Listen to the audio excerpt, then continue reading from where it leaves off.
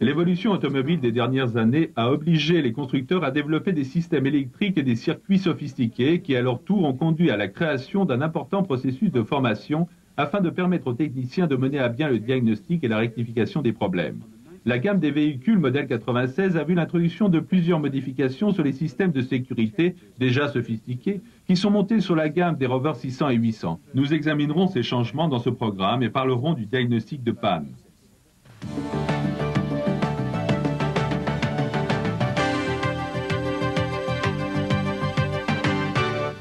Nous commencerons par le système de sécurité de la 600, en particulier de l'immobilisation. Les modifications que nous avons apportées sont là pour assurer que seules les clés de contact appropriées pourront faire tourner et démarrer le moteur.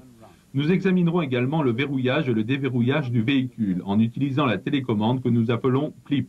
Il est intéressant de se rappeler que le système d'alarme actuellement monté sur la Rover 600 est indépendant du système d'immobilisation que nous allons donc examiner en premier.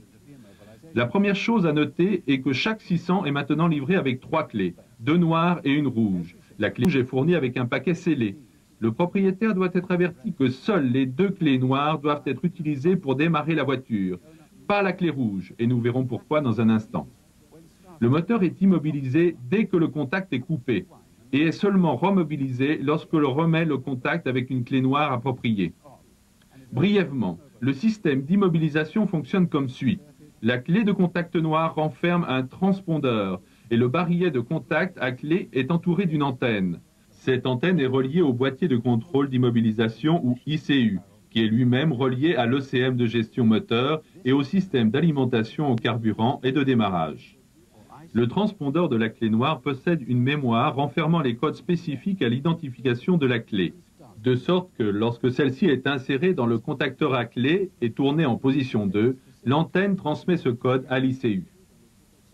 Seulement si ce signal est correct, ou en d'autres termes, si la clé utilisée fait partie de celle reconnue par l'ICU, il permettra alors le démarrage du moteur, et ceci en actionnant le relais du démarreur et l'ECM. Lorsque la clé est tournée pour couper le contact, ce mouvement est également détecté et l'ICU immobilise immédiatement l'ECM et le relais de démarreur, jusqu'à la prochaine utilisation d'une clé noire appropriée.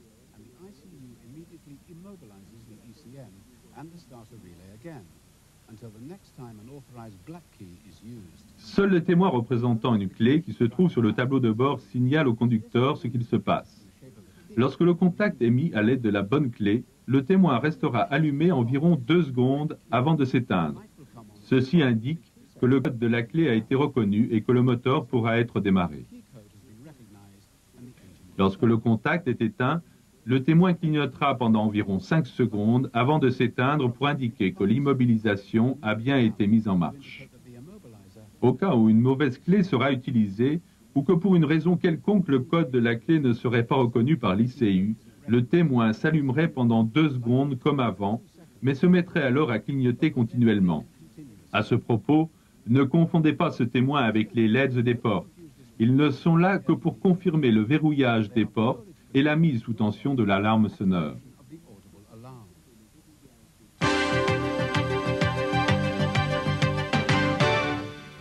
Voilà comment fonctionne le système. Mais que faire si vous voulez remplacer une clé noire ou si vous en avez besoin d'une supplémentaire? On peut programmer jusqu'à 5 clés noires. C'est là que la clé rouge intervient.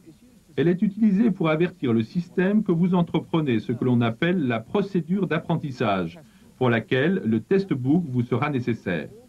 La procédure d'apprentissage assurera que toutes les clés noires correspondront à l'ICU et qu'elles seules fonctionneront. Vous devez donc procéder comme suit. Rappelez-vous tout d'abord que vous allez reprogrammer le système pour y faire accepter les clés noires. Ceci signifie toutes les clés, celles déjà en service plus toute autre clé neuve. Vous devez donc demander au propriétaire de rapporter toutes les clés en sa possession, y compris la clé rouge, bien sûr. Une fois le travail terminé, toute clé noire qui n'a pas été programmée ne pourra plus fonctionner. Et n'oubliez pas que la taille de toute nouvelle clé devra être correctement effectuée pour qu'elle puisse tourner dans le contacteur à clé, et ce, avant la programmation. Il existe 2 procédures de programmation différentes pour la 600. Une pour les véhicules équipés de systèmes de gestion moteur PGM-FI, et une autre pour les modèles à turbo-essence et turbo-diesel. Nous verrons le système PGMFI dans un instant, mais voici comment programmer les autres. Insérez tout d'abord la clé d'apprentissage, c'est-à-dire la clé rouge, et tournez-la en position 2. Le témoin se met à clignoter rapidement. Ceci vous avertit que le système est prêt à accepter les indications transmises par la clé noire. Retirez alors la clé rouge et insérez une des clés noires connues, car il est impératif que ce soit l'une des clés que le système connaît déjà, et tournez-la en position 2. Lorsque le témoin clignote à nouveau rapidement, retirez-la et insérez une autre clé connue, s'il en existe une, dans les 20 secondes qui suivent. Achevez d'insérer toutes les clés noires à programmer. Puis insérez à nouveau la clé rouge, en la tournant en position 2. Le témoin clignotera lentement pour montrer que la séquence est terminée. Vous trouverez toutes ces instructions dans le manuel d'atelier.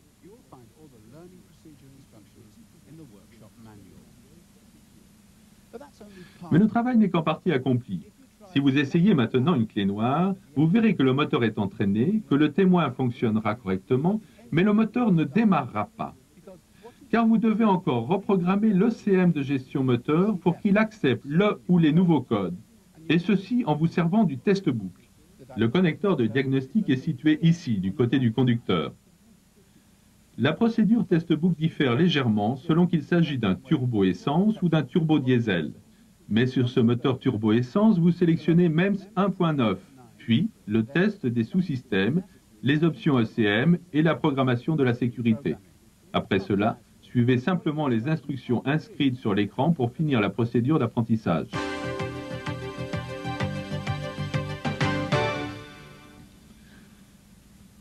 Passons au modèle PGMFI. La procédure de base est similaire, mais cette fois vous devez utiliser le test-book dès le début.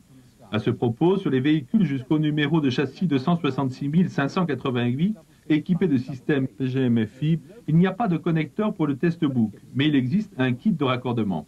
Sur les véhicules produits à partir de ce numéro de châssis, un connecteur a été monté ici dans l'espace pour les pieds côté passager. Sélectionnez Diagnostic et instructions de clé rouge PGMFI. Le test-book vous indiquera quel câble brancher et vous donnera ensuite la marche à suivre pour mener à bien toute la procédure d'apprentissage. À ce propos, si vous devez changer un ICU pour une raison quelconque, vous aurez à suivre la même procédure d'apprentissage. L'ICU est situé ici, sous le tableau de bord, à côté du conducteur. Et il est bon de savoir que si la clé rouge ou toutes les clés noires sont perdues, il sera nécessaire d'installer un nouvel ICU. Il existe en fait un kit de service contenant le nouvel ICU, une clé rouge et deux clés noires. Et comme nous le disions auparavant, les clés sont livrées brutes et doivent donc être taillées. Un dernier point avant d'en finir avec l'immobilisation moteur. Nous avons dit précédemment que le conducteur ne doit jamais utiliser la clé rouge pour essayer de démarrer le moteur. Non seulement il ne démarrera pas, mais si le conducteur s'avisait d'utiliser une clé noire et puis réessayer la clé rouge, toutes les autres clés noires seraient effacées de la mémoire de l'ICU et il faudrait reprendre toute la procédure d'apprentissage.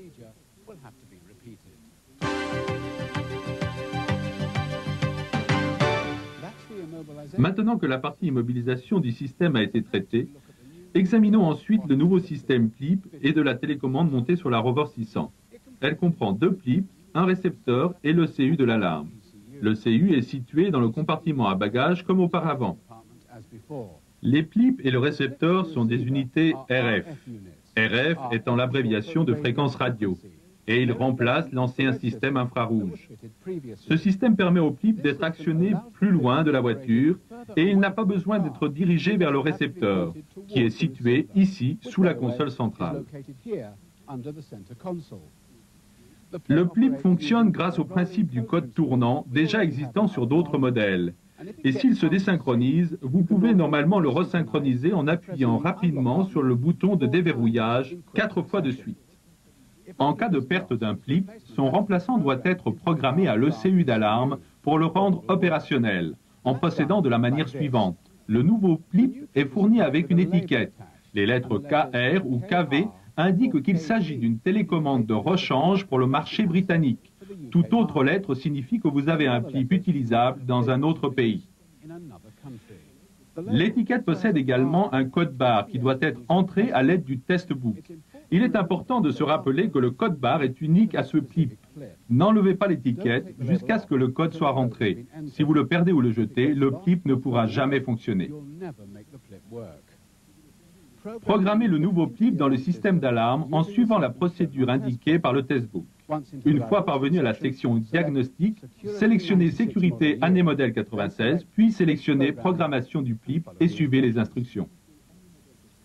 À un certain stade, on vous demandera d'entrer le code barre qui est celui imprimé sur l'étiquette. Attention, sur les premiers clips de rechange, le numéro imprimé commençait par 1 et finissait par un Z, ou même un E, et vous devez entrer toutes les données à l'exception de ces deux-là. Sur tous les clips fournis maintenant, ces deux données ne sont plus imprimées sur l'étiquette, de sorte que vous entrez le numéro entier. Une autre nouvelle caractéristique de la 600 est ce que nous appelons le transfert de PIP. Si le CU d'alarme doit être changé pour une raison quelconque, le transfert de PIP vous permet de prendre toutes les informations concernant les télécommandes de l'ancien ECU et de les charger sur le nouveau.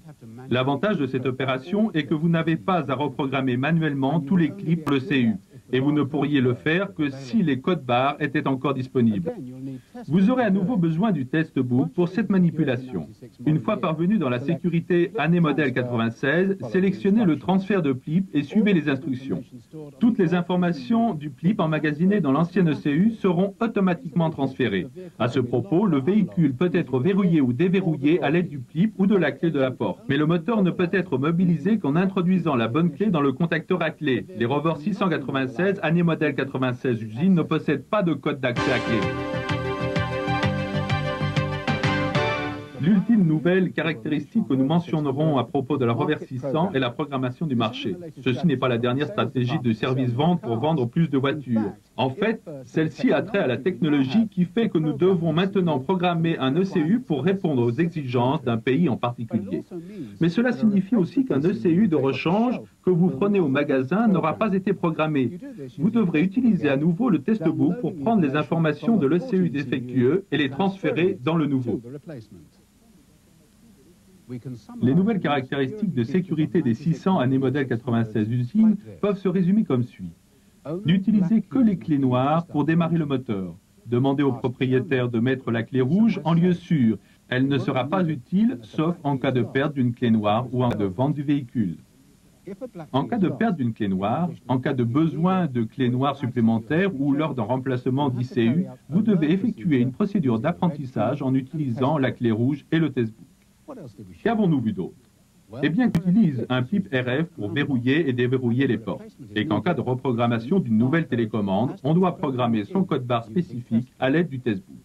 Et n'oubliez pas qu'il n'existe pas de code d'accès à clé sur la Rover 600 année modèle 96.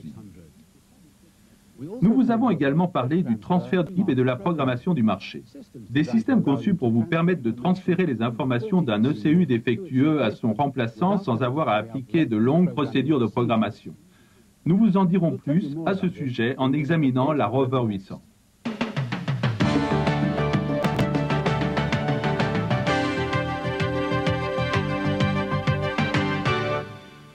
Plusieurs modifications ont été apportées au système d'alarme et d'immobilisation des Rover 800 année modèle 96 usine.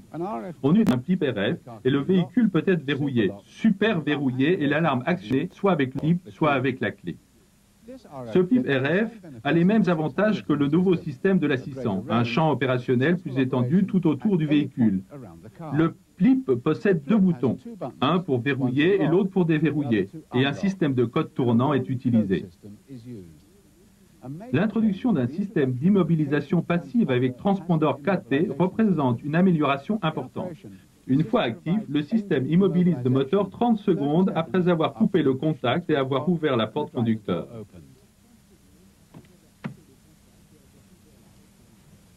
Le moteur sera automatiquement remobilisé de l'une des deux façons, soit en déverrouillant à l'aide du PIP, ou, si le véhicule n'était pas verrouillé, en insérant la clé dans le contacteur à clé, à condition que le PIP soit sur le porte-clés. Vous comprendrez mieux une fois que vous connaîtrez le fonctionnement de ce système. Une bobine a été placée autour du contacteur à clé. Celui-ci génère un champ électromagnétique d'une fréquence donnée. Le nouveau PLIP KT est destiné à réagir à cette fréquence et une fois détecté, il émettra un signal via le récepteur à l'unité de contrôle centrale ou CCU pour remobiliser le moteur. Il est bien entendu que le signal ne se produira que si le PLIP est situé à proximité du contacteur. C'est la raison pour laquelle nous avons dit que le PLIP doit se trouver sur le même porte-clés que la clé du contact. Et à ce propos, si le propriétaire possédait deux PLIP sur le même porte-clés, leurs deux signaux pourraient se contrarier, le moteur pourrait ne pas démarrer. Si vous suspectez un problème dans le système de sécurité, vous pouvez le diagnostiquer à l'aide du testbook. Le système se compose de deux PLIP, d'un récepteur situé sous la console centrale, en dessous du porte-cassette, et le CCU qui se trouve derrière la boîte à fusibles du côté conducteur. En plus des deux PLIP fournis, on peut programmer jusqu'à deux PLIP supplémentaires pour le même véhicule. En cas de perte ou d'endommagement d'un PLIP, le propriétaire doit rapporter tous les autres PLIP avec le véhicule afin de nous permettre d'utiliser le testbook pour déterminer laquelle a été perdue et pour reprogrammer le CCU en vue d'accepter le PLIP de rechange.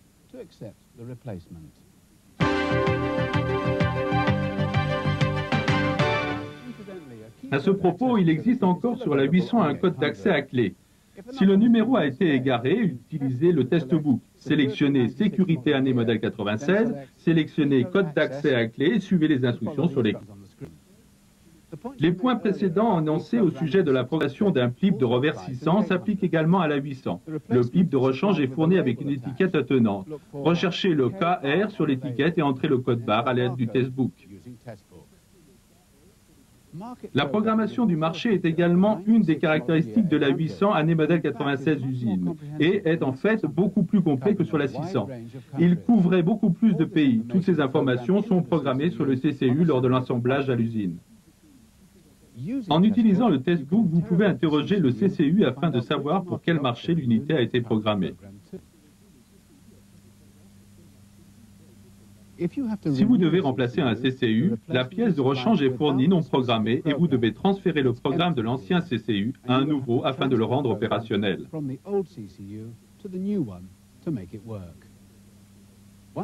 Vous devez utiliser une fois de plus le testbook pour cette manipulation. Entrez dans la section Diagnostic, sélection Sécurité année modèle 96, puis sélectionnez Décharge du CCU et suivez les instructions sur l'écran. Il déchargera automatiquement les informations du CCU défectueux et les chargera dans le nouveau. Et une fois ce travail achevé, vous pouvez l'interroger pour vérifier qu'il a bien été exécuté. Les informations transférées comprennent la sélection du marché et tous les codes de sécurité tels que les PLIP, le code accès à clé et l'immobilisation, de sorte que vous n'avez pas à vous préoccuper de la programmation individuelle. En résumé, les nouvelles caractéristiques de sécurité de la 800 année modèle 96 usine sont les suivantes. Il existe maintenant un système de PLIP RF pour verrouiller, super verrouiller et déverrouiller le véhicule, immobiliser et mobiliser le moteur et actionner l'alarme. Il existe également une immobilisation passive, le moteur étant immobilisé 30 secondes après avoir coupé le contact. De plus, il y a un système de transpondeur KT qui mobilise automatiquement le moteur lorsque la clé est insérée, avec le PLIP attenant bien entendu. Et nous vous avons parlé de la programmation du marché et du transfert de PLIP, et dit comment, si vous devez remplacer le CCU, vous pouvez maintenant utiliser le testbook pour transférer ces données.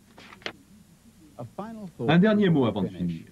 Le testbook est un outil essentiel, non seulement pour diagnostiquer les défauts, mais aussi pour enregistrer les instructions et les systèmes. Et nous réalisons que ces fonctions multiples peuvent déconcerter. The people there are especially knowledgeable.